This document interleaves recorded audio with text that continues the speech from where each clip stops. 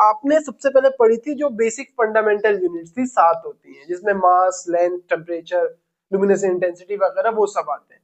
Then आपने पढ़ी थी डिराइव्ड यूनिट्स, जो बेस यूनिट से मिलके यूनिट्स बनती हैं, वो डिराइव्ड यूनिट्स होती हैं। और देन आपने पढ़ी थी सप्लीमेंट्री यूनिट्स, ये जो यूनिट्स है ये सप्लीमेंट्री यूनिट्स है। Assalamualaikum. I hope you all are doing well. Today is our another lecture of first year physics chapter 5 और आज हम देखेंगे चैप्टर 5 के सेल्फ असेसमेंट क्वेश्चंस। तो इसमें फर्स्ट सेल्फ असेसमेंट क्वेश्चन है which is on page number 102। कहा जा रहा है when does work have a positive value and when does it have a negative value, provide examples of each case।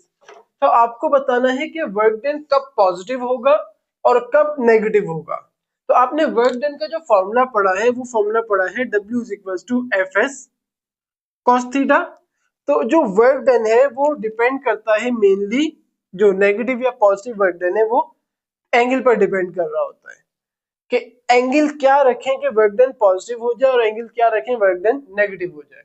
आपको ये बात तो पता है कि डिस्प्लेसमेंट हमेशा पॉजिटिव होता है या जीरो होता है, तो डिस्प्लेसमेंट की वजह से वर्क डन नेगेटिव नहीं हो सकता। दूसरा फोर्स, कभी भी हम जो फोर्स है न्यूटन के जो इक्वेशंस है उनके अलावा कभी भी हम फोर्स को नेगेटिव नहीं लेते, ये भी या तो पॉजिटिव होगी या फिर जीरो होगी। इस बात को थोड़ा सा समझना है कि फोर्स नेगेटिव होती है लेकिन सिर्फ न्यूटन के लॉज को यूज करते हुए। न्यूटन के लॉज को यूज कर रहे होंगे जब तो हम फोर्स को नेगेटिव रख सकते हैं, वरना कभी भी नहीं रख सकते। तो हमारे पास ये एक न्यूटन लॉ नहीं है बल्कि वर्क डन का सिंपल फॉर्मूला है। तो यहाँ पे फोर्स भी पॉजिटिव हो सकती है, जीरो हो सकती है। डिस्प्लेसमेंट ये तो होता ही पॉजिटिव या जीरो ही, नेगेटिव नहीं होता। तो अगर हम थीटा की बात करें, जो कॉस थीटा है ये हमारे पास नेगेटिव पॉजिटिव दोनों हो सकता है। तो हमारे पास कंडीशन ये होती है पॉजिटिव वर्क के लिए, पॉजिटिव वर्क में हमारा जो थीटा है वो ग्रेटर होना चाहिए, greater than equals to zero, यानी कि जीरो से या तो बड़ा हो थीटा या जीरो ही हो, कुछ ऐसे कि जो जीरो से थीटा या तो बड़ा हो या जीरो हो, जीरो से कम ना हो, और लेस हो 90 डिग्री से। यानी कि थीटा की वैल्यू अगर जीरो से 89.99 डिग्री तक होती है, 90 नहीं हो सकती थीटा की वैल्यू। ये क्या बता रहा है कि इस सिंबल को मैं बताया तो ये सिंबल बताता है ग्रेटर देन इक्वल्स टू, यानी थीटा होना चाहिए जीरो से ग्रेटर या जीरो के इक्वल, और दूसरी कंडीशन है कि थीटा लेस होना चाहिए 90 डिग्री से। तो अगर थीटा की वैल्यू जीरो से लेके जीरो से स्टार्ट हो और 89.99 मींस 90 से कम रहे, इसके बीच में जितनी वैल्यूज आएंगी उस सब पे जो वर्क डन होगा वो पॉजिटिव होगा। सिमिलरली नेगेटिव वर्क के लिए, नेगेटिव वर्क के लिए थीटा की वैल्यू 90 से ज्यादा होनी चाहिए, 90 के इक्वल भी ना हो, 90 से ज्यादा हो। तो क्या लिखेंगे, थीटा की वैल्यू ग्रेटर होनी चाहिए 90 से, थीटा ग्रेटर देन 90 और less than equals to 180 degree. Positive work के लिए थीटा की वैल्यू जीरो भी हो सकती है और जीरो से बढ़ते बढ़ते 90 से पहले जितनी वैल्यूज आएंगी वो सारी थीटा की वैल्यूज रख सकते हैं, हमारा वर्क डन पॉजिटिव आएगा। अच्छा, अब जब नेगेटिव वर्क डन आएगा जो थीटा की वैल्यू है वो 90 से ज्यादा होनी चाहिए और 180 तक जितनी भी वैल्यूज आएंगी वो सारी रख सकते हैं, वर्क डन हमारा नेगेटिव आएगा। इसकी हम एग्जांपल्स देख लेते हैं।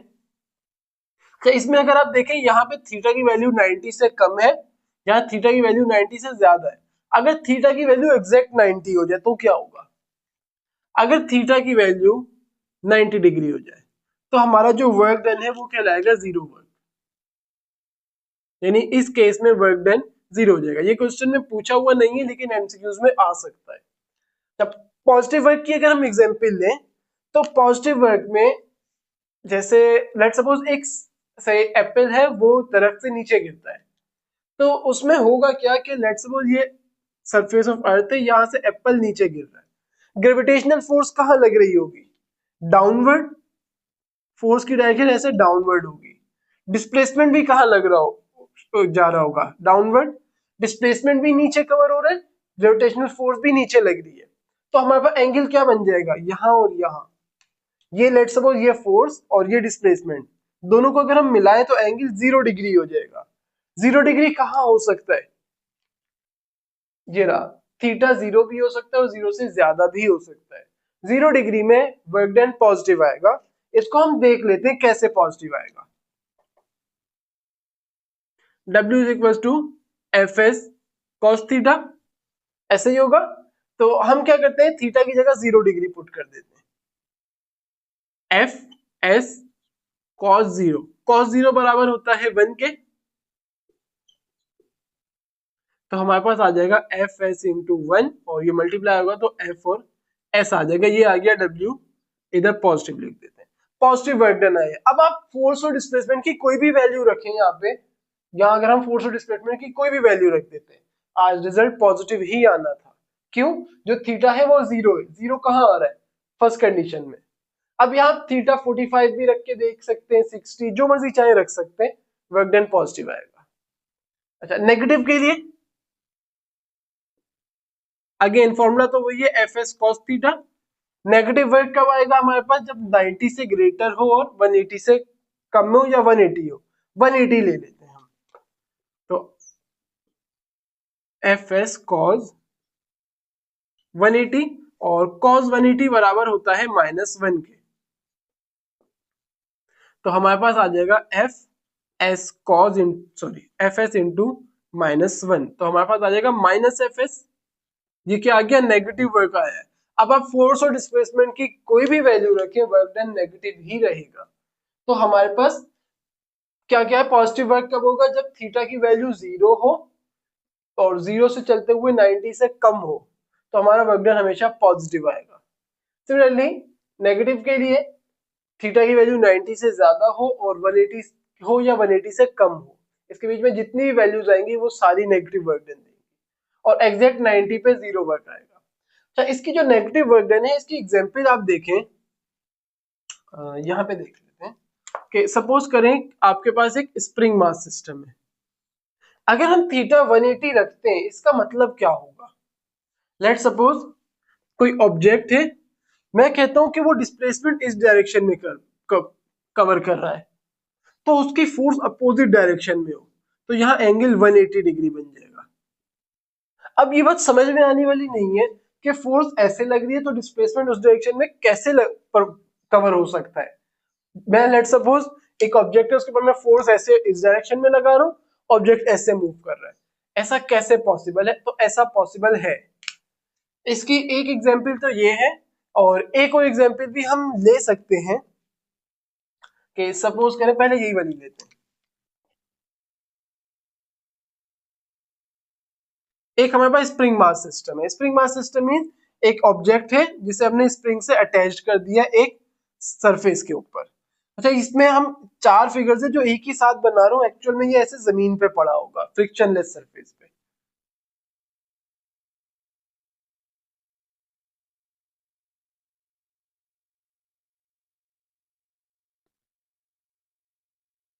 अच्छा, इसमें हमारे पास ये 3 अलग अलग फिगर्स हैं, तीनों को मैंने एक में ही बना दिया है। सपोज करें कि एक मास है और उसको हमने एक स्प्रिंग से अटैच किया और अभी वो अपनी स्टेशनरी स्टेट में रुका हुआ है, और वो ऑब्जेक्ट यहाँ पे, हमने क्या किया, इसको पकड़ के पीछे की तरफ खींचा तो यहाँ आ गया ऑब्जेक्ट। देन इसको हमने छोड़ा, क्या होगा? ये बहुत तेजी से स्प्रिंग वापसी कंप्रेस्ड होगा और ऑब्जेक्ट इस तरफ मूव करेगा। इस तरफ मूव करके अपनी इस स्टेट पे आएगा वापसी, लेकिन यहाँ रुकेगा नहीं बल्कि थोड़ा सा आगे चला जाएगा। तो ऑब्जेक्ट आ गया, यहाँ पे हमने खींच के यहाँ किया था, वापसी इधर आया और इधर आ गया। अब क्या होगा? स्प्रिंग हो गया कंप्रेस्ड, एक्स्ट्रा कंप्रेस्ड हो गया।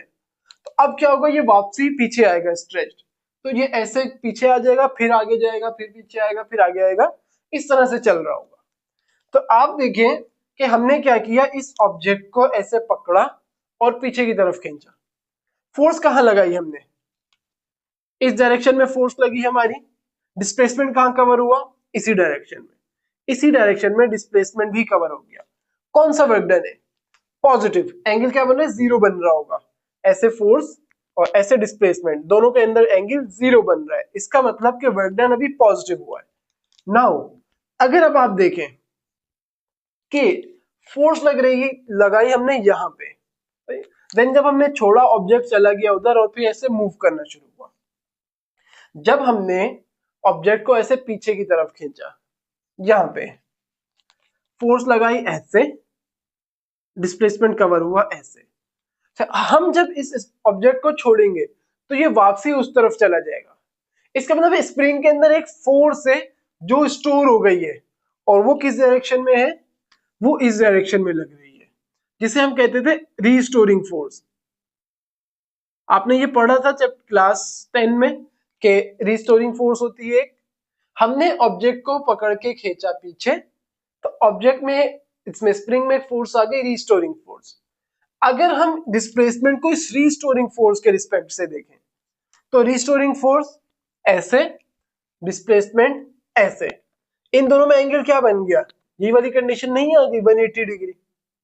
तो हमारे पास, हम जिस व्यू से देख रहे होते हैं उस व्यू के रिस्पेक्ट से हमें चीजों को देखना पड़ता है कि अगर हम फोर्स जो है वो रिस्टोरिंग फोर्स के रिस्पेक्ट से देखें तो डिस्प्लेसमेंट इधर कवर हुआ है, फोर्स उधर जनरेट हो रही है, तो हमारे पास एंगल क्या हो जाएगा 180 डिग्री, और ये हमारे पास कहलाता है नेगेटिव।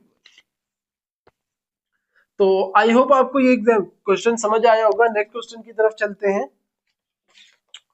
नेक्स्ट क्वेश्चन में कहा जा रहा है, in what units work is typically measured and how are these units related to force and displacement। पहले आपको बताना है कि वर्क डन की यूनिट क्या है, किस एसआई यूनिट में वर्क डन को मेजर किया जाता है। तो वर्क डन की ऑब्वियसली यूनिट आपको पता है, वर्क डन की यूनिट होती है जूल। वर्क डन की जो यूनिट है वो होती है जूल, और ये जो यूनिट जूल है ये फोर्स और डिस्प्लेसमेंट से या फोर्स और डिस्प्लेसमेंट की यूनिट से किस तरह रिलेट कर रहा है। तो कैसे करेंगे, सिंपल हमारे पास फॉर्मूला है, फॉर्मूले से ही देखेंगे। फॉर्मूला क्या है, W is equal to F S cos theta. यहां आपको एक चीज समझनी होगी कि जो थीटा है उसकी यूनिट हमने पढ़ी है डिग्री, रेडियन और रेवोल्यूशन, ऐसा ही है। तो हमारे पास क्या होता है, आपने सबसे पहले पढ़ी थी जो बेसिक फंडामेंटल यूनिट्स थी, 7 होती हैं, जिसमें मास, लेंथ, टेम्परेचर, लुमिनेसेंस इंटेंसिटी वगैरह वो सब आते हैं।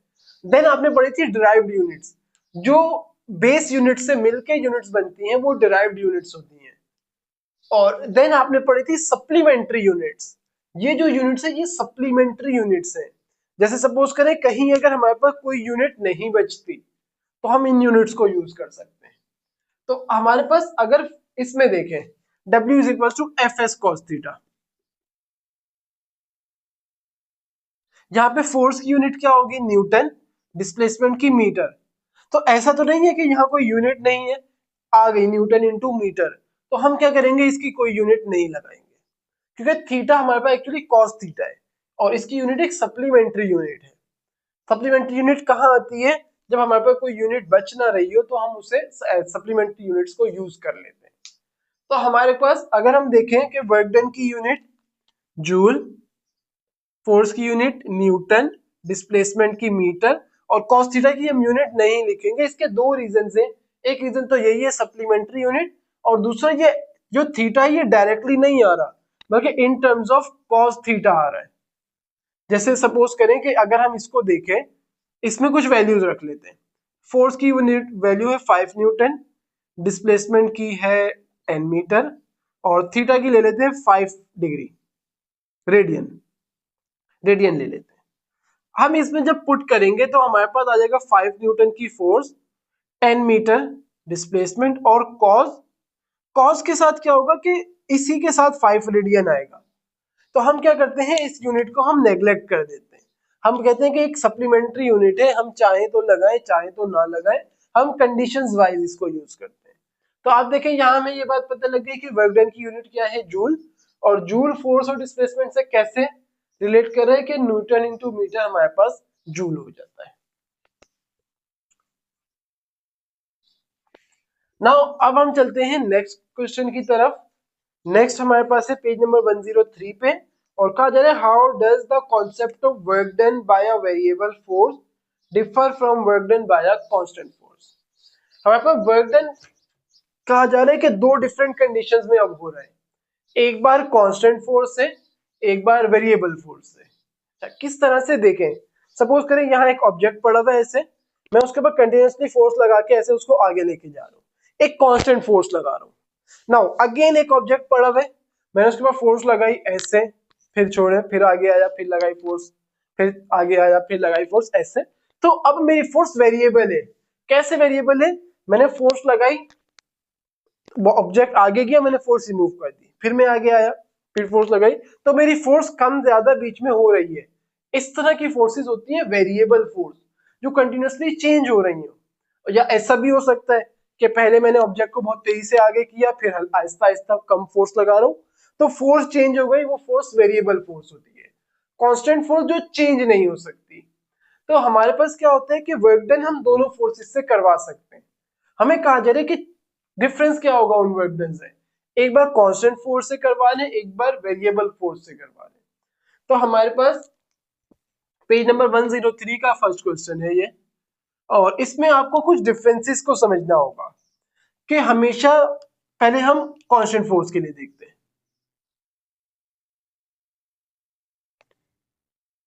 For constant force, constant force के लिए क्या होगा कि हमारे पास जो ग्राफ होगा फोर्स डिस्प्लेसमेंट का, वो एक स्ट्रेट लाइन ग्राफ होगा। या ऐसे समझें कि हमने जो वर्क डन का फॉर्मूला पढ़ा है, W इज इक्वल टू क्या है, एफ एस कॉस थीटा। यहाँ पे ये जो फोर्स है, ये कांस्टेंट फोर्स है, यानी इस फॉर्मूले को हम सिर्फ तब यूज कर सकते हैं जब हमारी फोर्स कांस्टेंट होगी। वेरिएबल फोर्स के केस में हम ये फॉर्मूला यूज नहीं कर सकते। तो पहले तो ये चीज आ गई कि दोनों वर्क डन में क्या फर्क है। पहला फर्क ये है कि कांस्टेंट फोर्स की वजह से जो वर्क डन होगा उसे हम डायरेक्टली इस फॉर्मूले से कैलकुलेट कर सकते हैं। तो अगर हमारे पास वेरिएबल फोर्स है, for variable force, variable force के लिए हमारे पास जो वर्क डन होता है वो इसके बराबर नहीं होता। वर्क डन इन इस प्रोडक्ट के बराबर नहीं होता। ये सिर्फ कांस्टेंट फोर्स के लिए फॉर्मूला, वेरिएबल फोर्स के लिए नहीं है। अच्छा, सेकंड, कांस्टेंट फोर्स एक ऑब्जेक्ट पे लगाई और डिस्प्लेसमेंट कवर हुआ, तो हमारे पास जो ग्राफ आएगा वो एक स्ट्रेट लाइन ग्राफ होगा। जैसे सपोज करें कि फोर्स और डिस्प्लेसमेंट, हम कहते हैं कि ऑब्जेक्ट पे हम कंटिन्यूअसली फोर्स लगा रहे हैं 4 न्यूटन की, और डिस्प्लेसमेंट कवर होता जा रहा है। लेट्स सपोज हम कुछ यहाँ पे नंबरिंग करते हैं।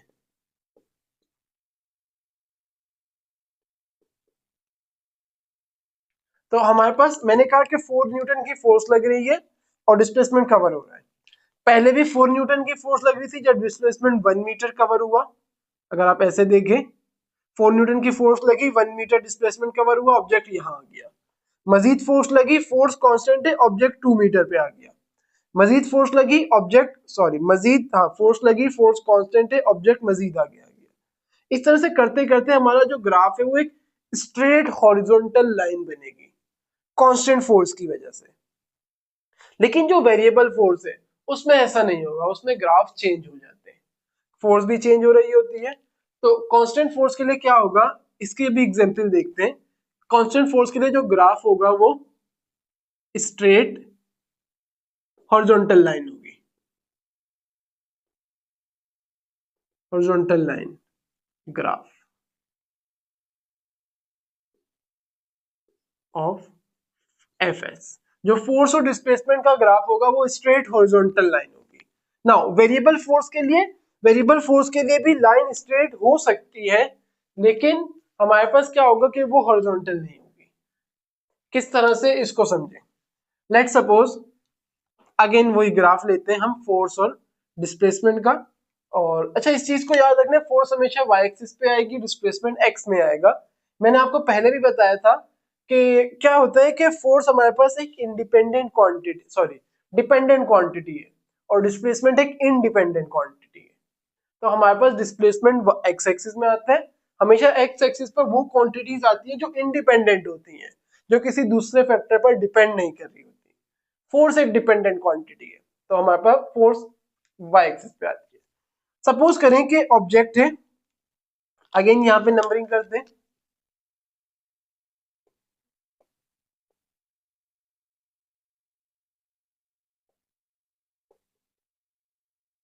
और इस बार हमारे पास जो ग्राफ है वो कुछ ऐसा बनता है, कुछ ऐसे। और अब अगर हम देखें है तो ये स्ट्रेट लाइन, लेकिन हम पॉइंट्स अगर मार्क करें इसके ऊपर, ये वाले पॉइंट पे क्या आ रहा है, कुछ ऐसे, ऐसा ही है। तो हमारे पास इस पॉइंट पे 1:1 का रेशियो है, यानी कि डिस्प्लेसमेंट भी 1 और फोर्स भी 1 आई है। अगर हम मजीद आगे आए कुछ यहाँ पे, अब हमारे पास डिस्प्लेसमेंट 2 पे आ गया, फोर्स क्या हो गई है 2 न्यूटन, पहले 1 थी अब 2 न्यूटन की फोर्स हो गई, फोर्स चेंज हो गई है, वेरिएबल फोर्स है, तो हमारे पास जो ग्राफ है वो चेंज हो गया है, मतलब फोर्स चेंज हो गई है, वेरिएबल फोर्स की वजह से वर्क डन होगा। दूसरा हमारे पास इसी में ऐसा ग्राफ भी आ सकता है कि लेट्स सपोज फोर्स और डिस्प्लेसमेंट, लेट्स सपोज फोर्स बहुत तेजी से चेंज हो रही है, ग्राफ कुछ अजीब सा ऐसे बन जाता है। अब इसको कैसे कैलकुलेट करें, अब तो नहीं कर सकते, तो अब हम क्या करते हैं कि हमने पढ़ा था कि एरिया, ये कौन सा ग्राफ है, फोर्स डिस्प्लेसमेंट का ग्राफ है, इस ग्राफ के नीचे जो एरिया आ रहा होगा, ये वाला एरिया, ये एरिया बराबर होता है वर्क डन के। अगर हम पता कर ले कि इस एरिया की वैल्यू कितनी है, तो वो वर्क डन के बराबर होती है। Area under force displacement graph हमें वर्क डन दे रहा होता है। क्या होता है कि जो वर्क डन है उसे ग्राफिकली कैलकुलेट करने का तरीका ये होता है कि इस ग्राफ के नीचे का एरिया कैलकुलेट कर लेते हैं हम। वर्क डन किसके बराबर होता है, area under F S graph. तो वेरिएबल फोर्सेस की वजह से जब भी हम वर्क डन कैलकुलेट करते हैं तो इससे करते हैं कि area under force displacement graph. अच्छा कैसे करते हैं कि हम इसको बहुत छोटे छोटे इंटरवल्स में ब्रेक कर देते हैं, कुछ ऐसे, इस तरह से सारा ब्रेक किया, और हम यहाँ पे फिर ट्राइंगल्स बनाते हैं कुछ इस तरह से, सॉरी रेक्टेंगल्स। हर रेक्टेंगल के लिए हमें फॉर्मूला पता होता है, हमें ये डिस्टेंस पता होता है, ये लेंथ पता होती है। हम क्या करते हैं, इन रेक्टेंगल्स का एरिया कैलकुलेट करते हैं और सबको ऐड कर देते हैं, तो हमारे पर अप्रोक्सीमेट वर्क डन आ जाता है।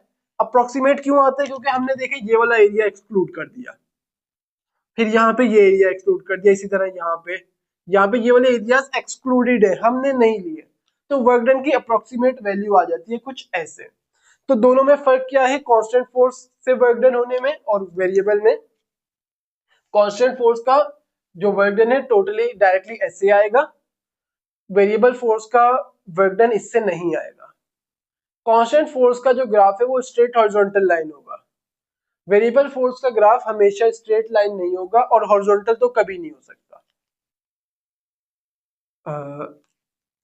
लिख लेते हैं कि never give a horizontal line, a straight horizontal line graph. ये बात आपको समझनी होगी कि कभी भी क्या होगा, हॉरिजॉन्टल लाइन ग्राफ नहीं बनेगा। ऑब्वियसली अगर हॉरिजॉन्टल लाइन ग्राफ बना तो फोर्स वेरिएबल हो जाएगी, सॉरी कांस्टेंट हो जाएगी, तो हमेशा किसी ना किसी एंगल पे होगा ग्राफ, या फिर अजीब सा जैसे ये बना है इस तरह के ग्राफ होंगे, हॉरिजॉन्टल लाइंस नहीं होंगी। तो आई होप आपको ये भी समझ आया होगा, ज्यादा मुश्किल नहीं था, इसको हमने लेक्चर में भी बहुत अच्छे से देखा हुआ है। So now next question है, how can you represent a variable force graphically to analyze the work done? तो इसमें जो क्वेश्चन नंबर 2 है वो हमने यही 1 में ही देख लिया, कि कहा जा रहा है कि अगर वर्क डन हो वेरिएबल फोर्स की वजह से तो आप उसे ग्राफ में कैसे रिप्रेजेंट करेंगे, मींस ग्राफ में रिप्रेजेंट करें, उसका वर्क डन कैलकुलेट करें, कैसे करेंगे, तो वो तो हमने यहीं पे देख लिया है। कैसे करेंगे, छोटे छोटे इंटरवल्स में ब्रेक करेंगे और उसका एरिया कैलकुलेट करेंगे, हमारे पास क्या हो जाएगा, वर्क डन आ जाएगा, यही बोला जा रहा है। क्वेश्चन को देखें, how can you represent a variable force graphically, कैसे रिप्रेजेंट करेंगे ग्राफिकली, उसका ग्राफ बना के, और to analyse the work done obviously उसके नीचे का एरिया कैलकुलेट करेंगे और जो टोटल एरिया आएगा वो वर्क डन के बराबर होगा। तो आज का लेक्चर यहीं पे एंड करते हैं, आई होप आपको लेक्चर समझ आया होगा। अल्लाह हाफिज।